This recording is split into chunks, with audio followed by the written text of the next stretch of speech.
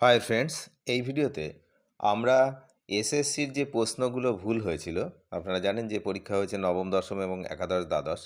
তো সেই প্রশ্ন ভুল সংক্রান্ত মামলার বিস্তারিত আপডেট এই ভিডিওতে আমরা জানব। প্রশ্ন ভুলে কারা কত টাকা ফেরত পেল, কমিশনের কাছে কিন্তু রিপোর্ট চেয়েছে আদালত, কি বিষয় বিস্তারিত জানব। আপনারা জানেন যে শিক্ষক নিয়োগ পরীক্ষার যে মডেল উত্তরপত্র সেটা প্রকাশের পরেই কিন্তু অনেক পরীক্ষার্থী অভিযোগ করেছিলেন কিছু প্রশ্নের উত্তর ভুল রয়েছে। সেই অভিযোগ ঘিরেই বিষয়টি আদালতে যায়। আর আজ সেই মামলার গুরুত্বপূর্ণ নির্দেশ দিয়েছে কলকাতা হাইকোর্ট। নবম দশম এবং একাদশ দ্বাদশ শিক্ষক নিয়োগের পরীক্ষা নেয় এসএসসি। নবম দশমের পরীক্ষা হয়েছিল, আপনারা দিয়েছেন জানেন, 7ই সেপ্টেম্বর গত বছর, এবং একাদশ দ্বাদশ 14ই সেপ্টেম্বর 2025। তো কয়েকদিনের মধ্যেই কমিশন প্রথম দফার মডেল উত্তরপত্র প্রকাশ করে এবং নিয়ম অনুযায়ী কোনো পরীক্ষার্থী যদি মনে করেন যে কোনো উত্তরে ভুল রয়েছে তাহলে তিনি সেটি চ্যালেঞ্জ করতে পারেন। তার জন্য প্রত্যেকটা প্রশ্নের জন্য 100 টাকা করে দিতে হয়। এই টাকাটা নিয়েই হয়েছে গণ্ডগোল, কারণ 25শে সেপ্টেম্বর পর্যন্ত এই চ্যালেঞ্জ জানানোর সুযোগ ছিল গত বছর। তো বাস্তবে দেখা যায় প্রায় সব বিষয়ে একাধিক প্রশ্ন নিয়ে আপত্তি তোলেন পরীক্ষার্থীরা। এই নিয়ে মামলা হয় কলকাতা হাইকোর্টে। আর আজ বিচারপতি অমৃতা সিনহার বেঞ্চে শুনানি হয়। শুনানির পর আদালত স্পষ্ট কিছু নির্দেশ দিয়েছে এসএসসিকে যে 4 সপ্তাহের মধ্যে কিছু রিপোর্ট জমা দিতে হবে। কি রিপোর্ট?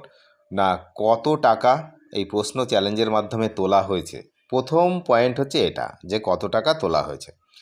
দ্বিতীয় পয়েন্ট হচ্ছে যে প্রশ্নগুলি ভুল প্রমাণিত হয়েছে তার ক্ষেত্রে কত টাকা ফেরত দেওয়া হয়েছে। আর তৃতীয় পয়েন্ট হচ্ছে মোট কত প্রশ্ন শেষ পর্যন্ত ভুল ধরা হয়েছে। আর লাস্ট পয়েন্ট, মোট কত অভিযোগ জমা পড়েছে।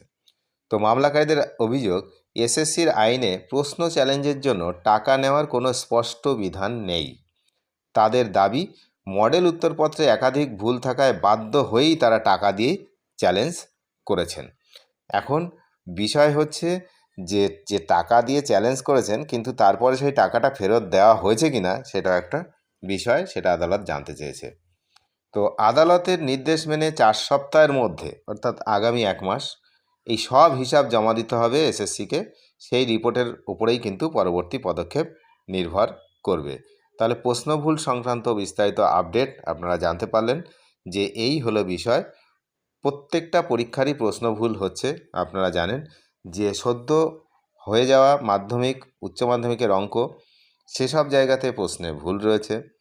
তো এসএসসির যে পরীক্ষা হলো নবম দশম একাদশ দ্বাদশ, সেখানে প্রশ্ন ভুল ছিল। সামনে এসএসসির আপনারা জানেন মার্চের 1 তারিখ আর 8 তারিখ দুটো পরীক্ষা রয়েছে। প্রচুর ক্যান্ডিডেট সেখানে ফর্ম ফিল আপ করেছেন, পরীক্ষা দেবেন সব।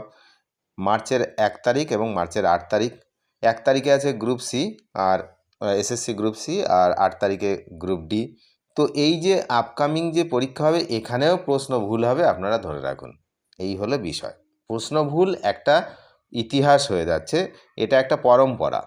প্রশ্ন ভুল, যে কোনো পরীক্ষাতে প্রশ্ন ভুল থাকবে, এটা একটা পরম্পরা হয়ে যাচ্ছে আমাদের। মানে আমাদের যে কি বলে কালচার, সেই কালচারের সঙ্গে মিশে যাচ্ছে।